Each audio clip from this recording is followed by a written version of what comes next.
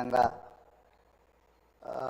ఈ బెట్టింగ్ యాప్లు, అదేవిధంగా ఆన్లైన్ రెమ్మీ, వీటికి సంబంధించిన విషయాల మీద కంటిన్యూస్గా సభలో చర్చ జరగడం, బయట ఆందోళనకరమైన పరిస్థితులు ఉండడం, సిద్దిపేట శాసనసభ్యులు హరీష్ రావు గారు ఆన్లైన్ బెట్టింగ్ మీద, అదేవిధంగా ఈ బెట్టింగ్ యాప్ల మీద, ఆన్లైన్ రమ్మీ గేమ్ల మీద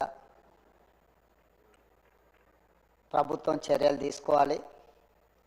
పేదలకు తీరని నష్టం జరుగుతుంది.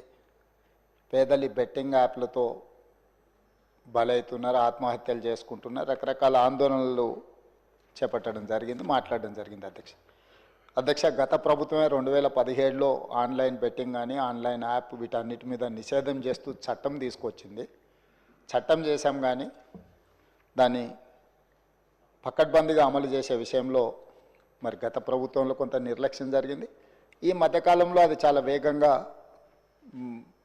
తెలంగాణ రాష్ట్రంలో దుర్వినియోగం జరుగుతుంది. అందుకే అధ్యక్ష తమరి ద్వారా ఇది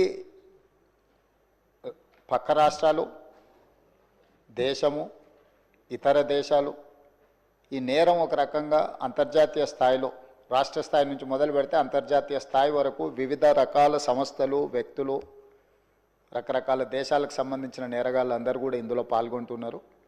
ఇది ఏదో టెంపరీగా ఒక పోలీస్ స్టేషన్లోనో లేకపోతే ఒక పరిధిలో మనం విచారణ చేస్తే దీనికి ఈ సమస్యకు సమూలమైన పరిష్కారం కనుగొనే పరిస్థితి లేదు. కాబట్టి ఈ ఆన్లైన్ బెట్టింగ్ కానీ ఆన్లైన్ ఈ యాప్లు కానీ లేకపోతే ఆన్లైన్ రమ్మీ లాంటి గేములు డిజిటల్లీ ఈ గేమింగ్ ఏదైతే జరుగుతుందో, ప్రధానంగా బెట్టింగ్ ఏదైతే జరుగుతుందో దీని పట్ల రాష్ట్ర ప్రభుత్వము అప్రమత్తంగా ఉండాలి, కఠినంగా వ్యవహరించాలని నిర్ణయం తీసుకున్నది. అధ్యక్ష నేను ఎవరి మీద ఆరోపణలు లేకపోతే ఎవరు ఏ పరిస్థితిలో వీటిని ప్రత్యక్షంగా పరోక్షంగా అనుమతి ఇచ్చారు, ప్రోత్సహించారు, ఎక్కువ వివరాల దగ్గర నేను వెళ్ళదలుచుకోలేదు.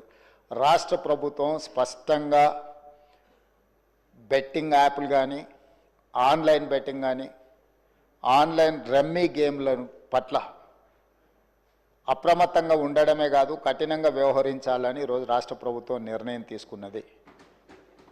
దీన్ని నిరోధించడానికి, నిషేధించడానికి అవసరమైన చర్యలు తీసుకోవడానికి ఒక స్పెషల్ ఇన్వెస్టిగేషన్ టీం, వీలైతే సిబిసిఐడి కానీ లేకపోతే అధికారులతో సమీక్ష చేసిన తర్వాత ఒక స్పెషల్ ఇన్వెస్టిగేషన్ టీంను వేసి కఠినంగా వ్యవహరించాలని చెప్పి ఈరోజు రాష్ట్ర ప్రభుత్వం నిర్ణయం తీసుకున్నది. అధ్యక్ష అదేవిధంగా గతంలో చేసిన చట్టంలో దీంట్లో ప్రధానంగా 2 సంవత్సరాల కంటే మించి శిక్ష కూడా లేదు.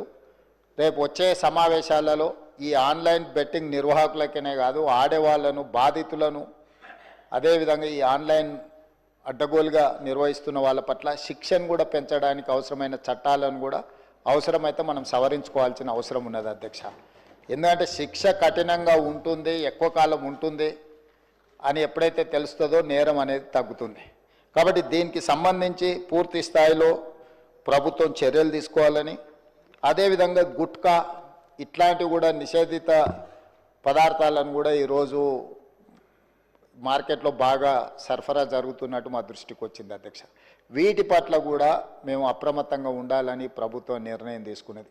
అందుకే ఆన్లైన్ బెట్టింగ్, ఆన్లైన్ యాప్లు, అదేవిధంగా ఆన్లైన్ రమ్మీ ఈరోజు నిన్న మీరు టీవీలలో, పేపర్లలో పోలీసులు కేసులు నమోదు చేసి వాటికి ప్రచారం కల్పించిన వాళ్ళను పిలిచి పోలీస్ స్టేషన్లలో విచారించడం జరిగింది. వాటికి ప్రచారం కల్పించే వాళ్ళను పోలీస్ స్టేషన్లో పిలిచి వాళ్ళను విచారించడం ద్వారా ఈ సమస్యకు పరిష్కారము శాశ్వతంగా దొరకదు. వీటిని నిర్వహించే వాళ్ళు, వీటిని ప్రమోట్ చేసేవాళ్ళు, చివరికి ఈ యాప్ల ద్వారా లబ్ధి పొందుతున్న వాళ్ళను వీళ్ళందరినీ పూర్తి స్థాయిలో విచారించి కఠినమైన చర్యలు తీసుకున్నప్పుడే ఈ సమస్యకు పరిష్కారం దొరుకుతుంది. అధ్యక్ష అందుకే దీన్ని పూర్తి స్థాయిలో విచారించాలంటే పక్క రాష్ట్రాలు, పక్క దేశాలలో కూడా విచారణ చేయాల్సిన పరిస్థితులు ఉంటాయి. అందుకే పూర్తి స్థాయిలో అన్ని అధికారాలు కట్టబెట్టే విధంగా ఒక స్పెషల్ ఇన్వెస్టిగేషన్ టీం ఏర్పాటు చేసి ఈ రాష్ట్ర ప్రభుత్వం వాళ్ళ మీద పూర్తి స్థాయిలో చర్యలు తీసుకోవాలని నిర్ణయం తీసుకుని తమ ద్వారా